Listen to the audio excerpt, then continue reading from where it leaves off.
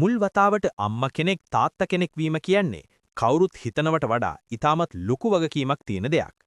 ඒ නිසා බොහෝ දෙනා Taman ආර්ථිකව වගේම වයසින් සහ මානසිකව ස්ථාවර මට්ටමකට එනකම් දරුවන් ගැන තීරණ ගන්නේ නැහැ. ඒත් එහෙම හිතන අපිට අදත් විශ්වාස කරන්න අමාරු වෙන විදිහට මේ ලෝකයේ ඊටම අඩු වයසින්ම දෙමව්පියන් වීමේ බරපතල වගකීම බාරගත් දරුවන් ගැන කතා තියෙනවා. අද වීඩියෝ එක ඔබට කියලා දෙන්න යන්නේ එහෙම අඩු වයසින්ම දෙමව්පියන් වෙලා ලෝක ඉතිහාසයට ඇතුළත් වුණු ලාබාල දරුවන් කිහිප දෙනෙක් ගැනයි. වීඩියෝ එක ඔබට හොඳයි කියලා හිතුනොත් අපේ channel එක subscribe කරලා දැන් අපි වීඩියෝ එක පටන් ගමු. රහස් රේඩියෝ. ලීනා මැඩීනා. මුලින්ම අපි කතා කරන්න යන්නේ ලීනා මැඩීනා කියන දරුවා ගැන. වෛද්‍ය ඉතිහාසයේ අදටත් වාර්තා වෙලා තියෙන විදිහට ලෝකයේ දරුවෙක් බිහි කරපු ලාබාලතම අම්මා ලෙස සැලකෙන්නේ මේ ලීනා මැඩීනායි. ඔබට විශ්වාස කරන්න පුළුවන්ද? ලීනා Tamanගේ පළවෙනි දරුවා ලෝකයට බිහි කළේ අවුරුදු 5ක් වයසේදී. 1939 වසරේදී පේරු රාජ්‍යයේ අගනුවර වන ලීමා නගරයේදී ලීනා දරුවෙක් බිහි කරලා තියෙනවා. මුලින්ම ඇයගේ බඩ අසාමාන්‍ය ලෙස වැඩි වෙන්න පටන් ගත්ත වෙලාවේ එය පිළිකාවක් හෝ වෙනත් රෝගයක් වෙන්න ඇති කියලා හිතලා ඇයව ඉක්මනින්ම වෛද්‍යවරුන්ට ගෙනihin තියෙනවා. මුලින් පරීක්ෂා කරපු වෛද්‍යවරයාටත් මේ ගැන සැකයක් ඇති වෙලා විශේෂඥ වෛද්‍යවරයෙක්ට ඇයව යොමු කරලා තියෙනවා. එතනදී සිදු කරපු වැඩිදුර පරීක්ෂණ වලින් පස්සේ වෛද්‍යවරුන්ට තේරුම් ගියා ලීනා ගැප් ගෙන තියෙනවා කියලා. මේ සිද්ධිය ඊතරම්ම අසාමාන්‍ය එකක් වුණ නිසා ලෝකයේ විවිධ ප්‍රදේශවල වෛද්‍යවරුන් මේ ගැන වැඩිදුර පරීක්ෂණ කරන්න පටන් ගත්තා. හැමෝටම තිබුණ ප්‍රධාන ප්‍රශ්නය තමයි දරුවගේ පියා කවුද කියන එක. හැබැයි අද දක්වාම ඒ ප්‍රශ්නෙට පිළිතුරක් හොයාගන්න කාටවත් පුරුවන් වෙලා නැහැ. ලීනාට වයස අවුරුදු 5ක් විතරක් තිබුණ නිසා සාමාන්‍ය ප්‍රසූතියක් සිදු කරන්න බැරි වෙලා සිසේරියන් සැත්කමක් මගින් තමයි දරුවා ලුංකියට බිහි කරලා තියෙන්නේ. ඒ විදිහට ඉපදුන දරුවාට දාපු නම තමයි ජෙරාඩෝ. මේ නම දාපු හේතුව වුණේ ලීනා සහ ඇයගේ ගැබ් තුල හිටපු දරුවා දෙන්නම බේරගන්න විශාල උත්සාහයක් ගත් වෛද්‍යවරයාගේ නම ජෙරාඩෝ වීමයි. ලීනා ඒ කාලෙත් තාමත් පුංචි දරුවෙක් වුණ නිසා Tamanගේ දරුවා පැත්තක තියෙන වෙලාවල බෝනික්කෝ එක්ක සෙල්ලම් කරන සාමාන්‍ය ළමෙක් විදිහටම ජීවිතය ගත කරලා තියෙනවා. අවුරුදු 33කට පස්සේ ලීනා විවාහ වෙලා අද වෙද්දි පේරු රාජ්‍යයේ සමාජයෙන් වෙන්වනු රහස් සහ සාමකාමී ජීවිතයක් ගත කරනවා කියලායි සඳහන් වෙන්නේ. ශිරි දුන්සෑන්. ඊළඟට අපි කතා කරන්න යන්නේ ශිරි දුන්සෑන් කියන දරුවා ගැන. ලීනාට වඩා වයසින් දෙගුණයක්, ඒ කියන්නේ අවුරුදු 10ක වයසේදී ශිරිත් තාම පුංචි දරුවෙක් වෙලාම ගැප් ගෙන තියෙනවා කියලා හඳුනාගෙන තියෙනවා. මේ සිද්ධිය හඳුනාගත්තට පස්සේ ශිරිගේ දෙමව්පියන් ඇය සමග සම්බන්ධ වුණු පුද්ගලයාට විරුද්ධව නීතිමය තීරණයක් ගත්තා.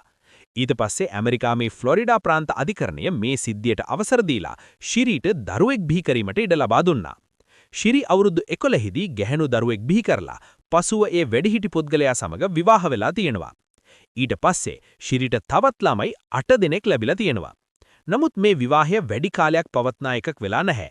අවසානයේ දෙන්න දික්කසා වෙලා තියෙනවා. ඊළඟට අපි කතා කරන්න යන්නේ ෂෝන් ස්ටුවර්ට් කියන දරුවා ගැනයි. මේක අහනකොට ටිකක් අමුතුත් දුක හිතන කතාවක්. ෂෝන්ට වයස අවුරුදු 11ක් විතර තිබුණ කාලේ තමයි මේ සිද්ධිය ඔක්කොම පටන් ගන්නෙ. ඔහුගේ අසල්වැසි ගෙදර හිටපු වයස අවුරුදු 15ක් වූ එමා වෙබ්ස් කියන දැරියත් එක්ක ෂෝන් යාළුවෝ වෙලා හිටියා. ඒ යාළුකම ටික ටික ගැඹුරු වෙලා රාත්‍රී කාලවලදී ෂෝන් රහසින්ම එමාගේ කාමරයට එනවා කියලා පස්සේ හෙළි වුණා. ඒක එදා කාලේ කිසිවෙකුටත් හරියට තේරුනේ නැහැ.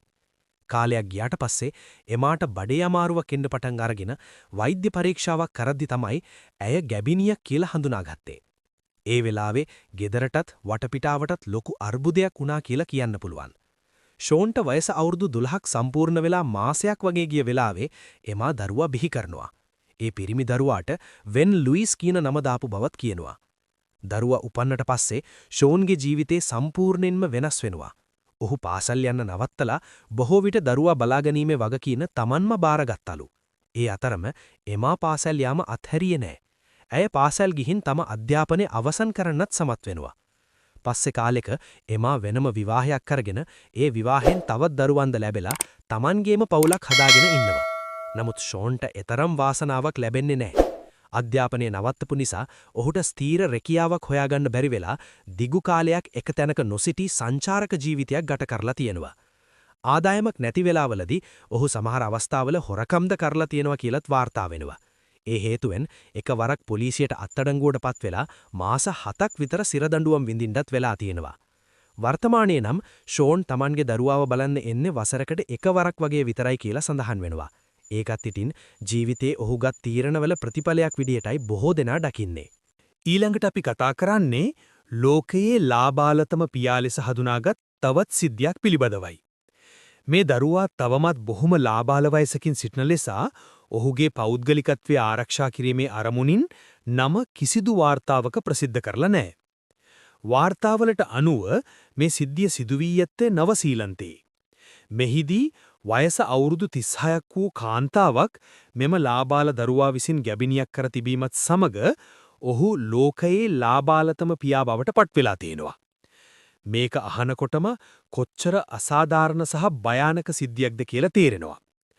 තවත් අතිශය කම්පනීය කරුණක් නම් එම කාන්තාව දරුවා පාසල් යන මිතුරෙකුගේ මව බවයි.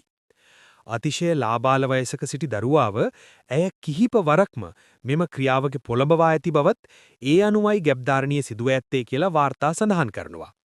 මෙම සිද්ධිය දරුවාට දැඩි මානසික පීඩනයක් බවට පත්ව ඇති අතර අවසානයේදී ඔහු මේ ගැන මුලින්ම තම පාසලේ විදුහල්පතිවරයාට කියලා තිනවා. ඒ තොරතුරු හරහා පොලිසියට දැනුම් ලැබිලා පරීක්ෂණ ආරම්භ කරලා අදාළ කාන්තාව අත්අඩංගුවට ගෙන තිනවා.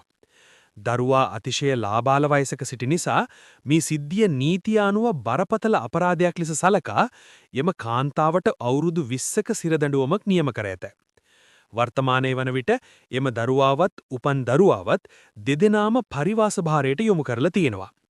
මේ සිද්ධිය සම්බන්ධයෙන් තවදුරටත් විස්තර ප්‍රසිද්ධ කරලා නැහැ. දරුවන්ගේ ආරක්ෂාව සහ අනාගතයේ සලකා ඉතා සීමිත තොරතුරු පමණක් ජනතාවට නිකුත් කරලා තිනවා. ඊළඟට අපි කතා කරන්න යන්නේ මිඩල් පෑන් කියලා හැඳින්වෙන දරුවා ගැනයි. මෙම දරුවා අවුරුදු 9ක් වයසට පත්වෙද්දීම තමන්ට වඩා වයසින් වැඩි පුද්ගලයන් සමග ආශ්‍රය කරන්න පටන්ගෙන තිබුණා.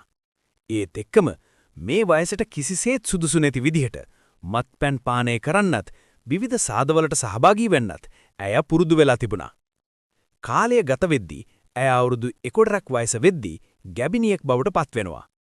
මේ සිද්ධිය පිළිබඳව පසුව පොලිසිය දෙනුවත් වෙනවා. ඒ අනුව සිදු කළ පරීක්ෂණවලදී දේශන් කියන ඇයගේ සහෝදරයා මෙම සිද්ධියට සම්බන්ධ බව හෙළිවෙලා ඔහු අත්අඩංගුවට ගෙන අවුරුදු 4ක සිරදඬුවමක් නියම කරනු ලබනවා. ඊට පස්සේ අවුරුදු 12ක් වයස වෙද්දී ටෙසා කියන මේ දරුවා තමන්ගේම දරුවෙකුට උපත දෙනවා. ඒ මොහොතෙන් පස්සේ ඇයගේ ජීවිතය සම්පූර්ණයෙන්ම වෙනස් වෙලා තිබුණ කියන වාර්තා වෙනවා. ඇත්තටම කාලයක් ඇය බරපතල මානසික අර්බුදවලට මුහුණ දීලා තිබුණත් එය අතහැරලා ඒයින් මිදී ජීවිතේ සාමාන්‍ය මට්ටමට ගන්න ඇය උත්සාහ කරලා තියෙනවා. තමන්ට ලැබුණු අතිශය කටුක අත්දැකීම් තුලින් ජීවිතේ නැවත ගොඩනගා ගන්න ඇයගත් උත්සාහය ඇත්තටම අවධානයට ගන්නම වටින එකක්.